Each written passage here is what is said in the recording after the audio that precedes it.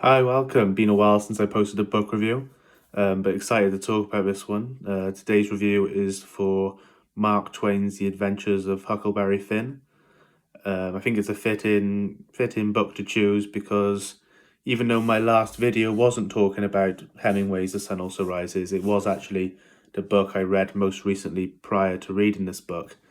And I believe Hemingway called Mark Twain, the greatest American writer of all time, and the book, The Adventures of Huckleberry Finn, the greatest book that has ever been written. I don't know. I can't remember the quote exactly, but it was a very effusive sort of praise of the book. So I loved The Sun Also Rises. So I got to respect that opinion. So why not move on to a strong recommendation, to say the least. This also has another running theme with The Sun Also Rises for me, and this is the second edition of Let's Read a Book that I wrote an essay on in university without actually reading the book. There aren't too many more books I can go through with this theme. I think there's only one more. But yeah, it's shameful again that I wrote an essay. It's quite exciting. Like the thought to me now of writing an essay about any book, but certainly about like a core book like these classics, I'd be excited by the prospect now. But again, it's one of those things. You're younger, and when you have to do it, is a lot less appealing, and you have more distractions in the student environment as well, of course. So it was interesting again. I tried to recall what I wrote in my essay.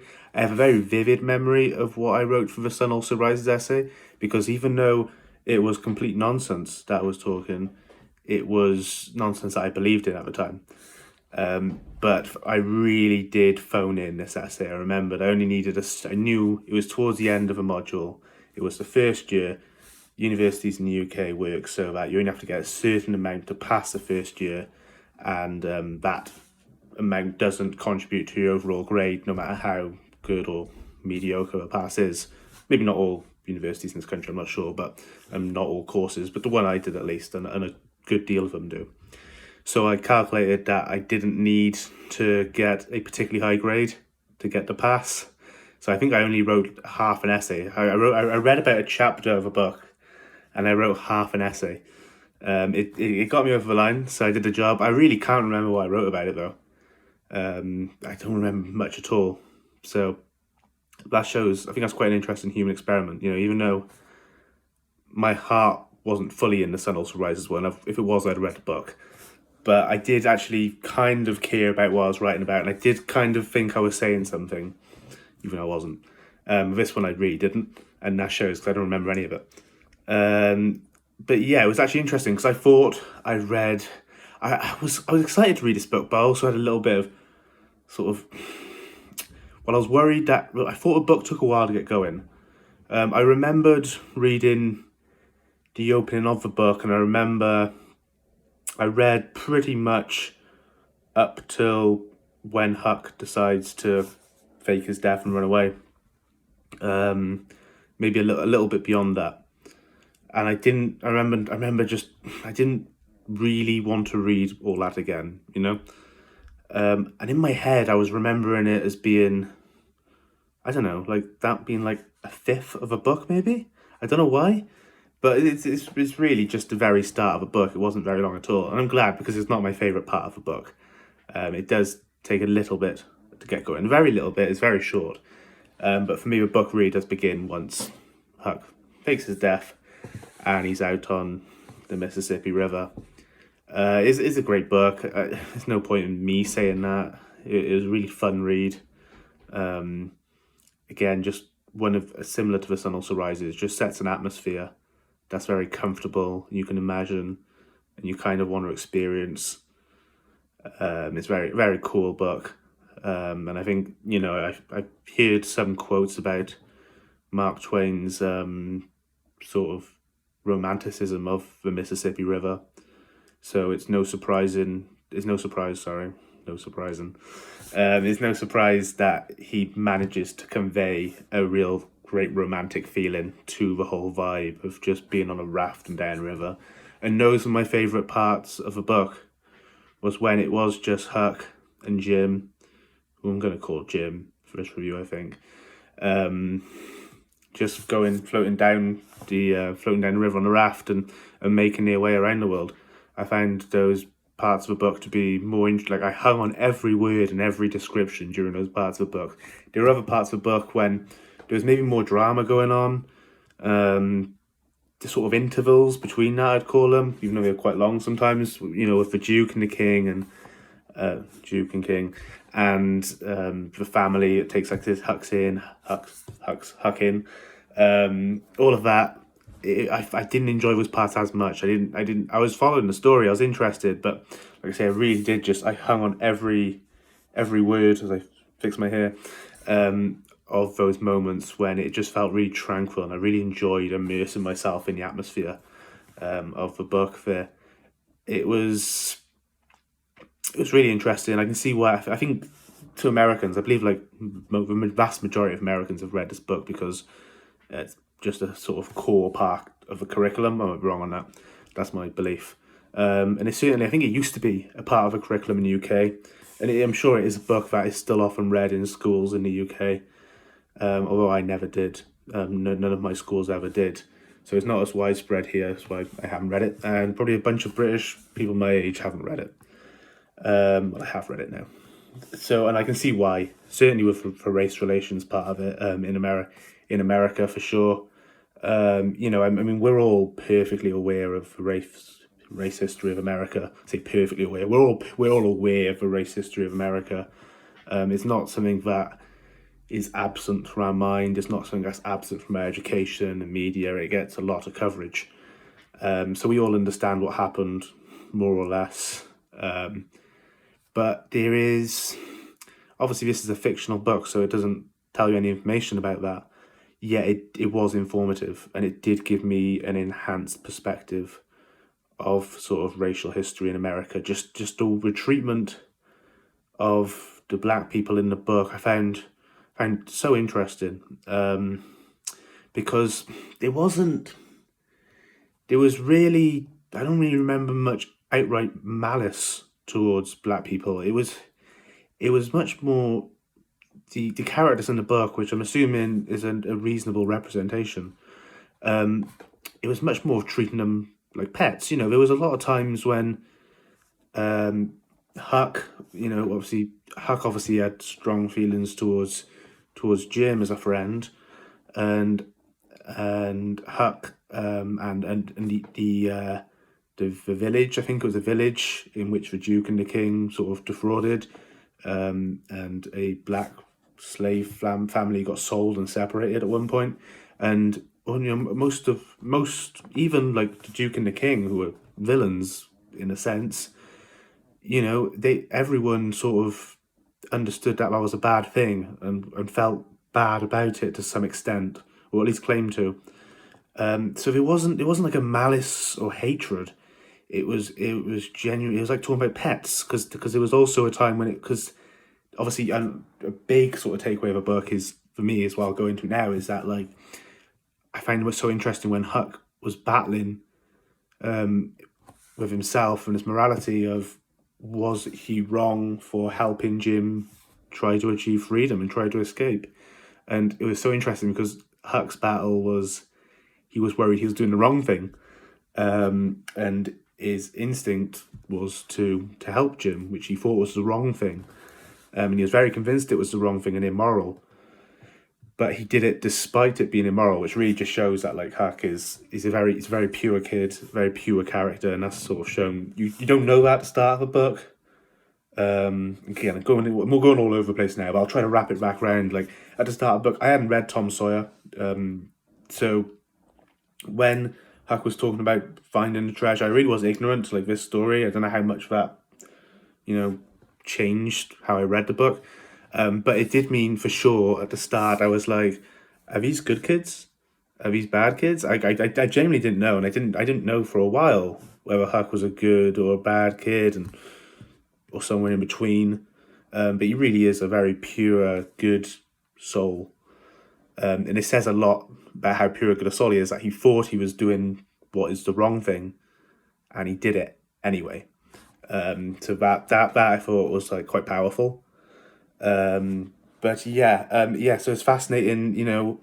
When Tom Sawyer helped Huck, he was talking about Huck actually thought less of Tom in a way because he didn't think Tom would help an owned slave try to escape, and obviously that turned out not to be the case. But yeah, it's fascinating that there was this sense of it's a given that black people were not equal in any sense of the lives they lived, and that seemed like a given, and was treated as a moral stance, and it was self evident in a way.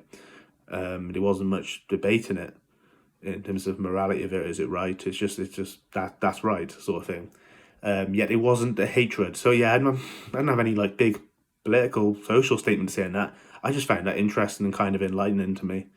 So yeah, I find that fascinating. Yeah, Huck and Jim's friendship was really cool because it kind of grew slowly, and you could sense, you could say sense, you could sort of understand the love that Huck kind of had for Jim slowly. Jim was much more obvious with his appreciation of Huck. He was much more, he exercised his emotions. He would sing and talk about how much Huck, you'll always remember Huck because he's helped Jim and stuff. But yeah, there was a real like nice camaraderie in there that I really enjoyed. Huck and Jim, some of the fascinating stuff was the superstition. I know that New Orleans and stuff. I know it's like got a superstitious history, so I guess that didn't stun me that was a part of a book. But I just found it interesting. I wasn't sure. I couldn't quite figure out the purpose of it. I'm not saying it didn't have a purpose. I'm not saying it needed a purpose to add value to a book. Maybe it wasn't. I don't know what the purpose of it was. But I did find it interesting. I thought, because it kind of, my very first reaction was just like, okay, so these people are dumb, they think that, like, you see a snake, you touch a snake or see a snake and bad thing will happen to you, and just because a bad thing happens to them at some point down the line, they then think that that's related. But then you take a step back and you try to, like, show some empathy, and you're like, yeah, no, I would definitely be susceptible to that if, we're informed now, we understand that those two events are not connected, and if you say something bad's going to happen, something bad is eventually going to happen, and if you just wait for something bad to happen and associate that event, that doesn't mean that they are actually associated. We understand that now, but I can definitely see that you wouldn't have to be stupid to not make that connection back then. For example, I sort of work in a sports betting in the sports betting industry, and I remember being a sort of old teenager and 18, we'll say, and sort of talking about playing roulette. And I remember sort of thinking like, oh yeah, why don't people just wait by a roulette table and wait for 5 reds in a row, say, whenever there's 5 reds in a row on that table, just bet black, because the chances are it's been 5 reds, probably due black is going to be black. And I'm not saying it was going to be black 100% of the time, but more often than not, like, it's going to be black. And I didn't have the just. It's crazy to me now looking back on that I thought that as a sincere thought, and I wasn't able to understand that the probability of each spin of the wheel was not related, and it's a shade under 50% for red or black every single time. Even if it's been 37 reds in a row, does not mean the next one's more likely to be black, obviously. But I didn't understand that before. I don't even know how I did come to understand that now. I can't even remember, but somehow I did. Probably just through reading and hearing stuff, and maybe that was stupid of me, to be honest. And it seems insane to me that I could have thought that now. But yeah, just thinking back, reflecting on that experience of mine, it shows me that I was definitely I'd be equally as susceptible to the sort of fallacy that surrounded the superstitions in the book. So yeah, I rethink my position on that. The one part of the book, there were a few parts of the book that I enjoyed less. Wow, Tom Sawyer. I don't want to read. And it's The Adventures of Tom Sawyer, is it as well? I don't want to read the Tom Sawyer book because that character is the most annoying character I've ever seen in a book in my life.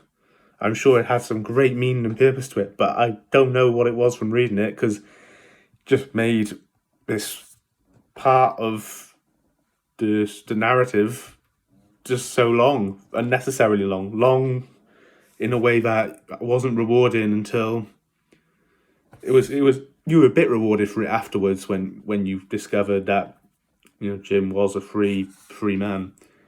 But I don't know what purpose really was served from Tom Sawyer making the plan to help Jim escape become really sort of complex. I guess it's just kids playing. I guess that's all it was really. It's just kids playing. But yeah, I find it very tedious to read. I don't know. Maybe I was excited to get to the end of a book and to find out what happened. Was being a little bit impatient, but I think you're supposed to. I think Huck found it all a bit tedious, even though he sort of looked up and revered Tom. But yeah, wow, such an annoying character. I was reading it like, I hope something bad happens to Tom Sawyer. It's a child in a book who's not really doing anything wrong, and I'm just like, I guess he is kind of doing anything wrong, because he was kind of keeping Jim. But even afterwards, he was kind of grateful for Jim. He was like, "Thank you for playing along," sort of thing, and he gave him a gift, I think. I should say it's been a few weeks since I actually finished the book now. That's why my memory of it is so hazy. And I also have terrible short-term memory. And I don't prepare for these. And I don't read up anything of these. So it's all nonsense. But it's nice to hear someone's unedited view of a book sometimes. So yeah, he won himself around a bit with me a bit at the end, Tom Sawyer, when he was very decent about everything. And he was so committed to his little game. Especially when he got shot, he kind of won me around a bit, but for a long time there I was just like, oh my goodness, can this kid die like every other character that comes into contact with Huck in this book? For a while there, everybody who came into contact with Huck died, which was comedic. It's a very black comedy sort of thing, that you could say you have this sort of juxtaposition, the contrast of Huck, who's a very pure sort of child, making his way through the world, yet somehow just seems to be associated with mass destruction wherever he goes, which was quite funny, but also very sad in a way, because there were some characters that that were nice characters, and you sort of experienced Huck kind of dealing with death and trying to process it, and how he sort of feels about it. And even those moments of dealing with it, they had to be so brief because of the situation he was in, the circumstances he was in. And I just think, like, yeah, that I was worried almost in a way in the back of my head reading it. Like, is this going to corrupt Huck? Like, is he going to pay for this sort of thing? Like, because I think it would in real life. It never really seemed to happen in the book, but I think in real life it would. So that was sort of a concern of mine. But yeah, it was a nice book. Really enjoyed it. I recommend it to anyone. There's a lot of like quotable lines in there. Again, sort of one of those things where you're reading a book and you come across a line, you're like, oh, I've heard that said before. It's always fun when you just catch a quote in the middle of a book, because when I read quotes, I never think they come out of books, even if they're from authors. I was just thinking like, oh, maybe it's an interview and he said that sometime. But then obviously most of the time these quotes from authors do come out of books, and then I'm always surprised when I stumble across one. So that's fun. But yeah, really enjoyed it. Loved it. I'll probably seek out some other Mark Twain stuff, to be honest. I mean, a little bit off the beaten path, if you will. I might have to do a bit of research. I'll probably read about this book now, try to fill in some of the gaps that I couldn't in my understanding and comprehension of the book. But yeah, I'll probably have a look to see maybe something off the beaten path that I can read of Mark Twain's in the future, a bit like I will with Hemingway. Currently, I'm reading a non-fiction book, which is called The Velvet Rage. Quite a way through that, actually, which again is another reason why my memory's hazy, because I'm full of information from this book I'm currently reading. I'm near the end of that, so I should be able to do I'm not going to write a book on it. Should be able to do a review on that soon. That'll be interesting. I haven't done a review of a non-fiction book yet, but it's really fun read. I'm flying through it, so that will be that'll be something that I can record and talk about soon. But yeah, highly recommend The Adventures of Huckleberry Finn. Cool book, just a very pleasant read. Just read it. If you're on a summer holiday or something, you're not going to be right now. This is January, but who knows? When you might listen to this. So yeah, if you're on a holiday, getaway or something, or even now, I've read it in the winter, and just if you want a book just to read before bed, because that's why I started reading to a large extent as well, was just to help me sleep, and it's worked as well. So for sure, yeah, create a good habit. 20 minutes before bed every night, if anything more now is daunting to you, and read a book, and it'll help you sleep. Oh, the other thing I want to talk about in this video, New Year's resolutions, 8th of January now, recording this later than I thought I would. I like New Year's resolutions. They get a lot of bad coverage. I think they're great. It's like, yeah, most people don't stick to their New Year's resolutions. But if like 10% of people stick to their New Year's resolutions, and I don't know, UK, we got 60 million people in the UK, I think, near 70 now, maybe we'll go 60, just for even numbers are easy to do maths with. So if we got 60 million people and say half of them do a New Year's resolution, and we've got 30 million people set New Year's resolutions, 10% of them stick to it. That's 3 million people's lives that are tangibly better in some way, shape or form. So I will not denigrate New Year's resolutions. If you haven't picked one, pick one. You might stick to it and try to stick to it. And if you don't, you haven't lost anything anyway. Maybe you ate right for a week, It's not too late. I don't think there's anything wrong with using symbolism like a new year to try to generate some positive change in your life. And okay, you kind of missed the boat on that now. It's the 8th of January. But bullshit yourself. Don't worry about it. Pretend it's the 1st. Yeah, it's a week after. Started a week later. There's still the festivities till now. Go for it.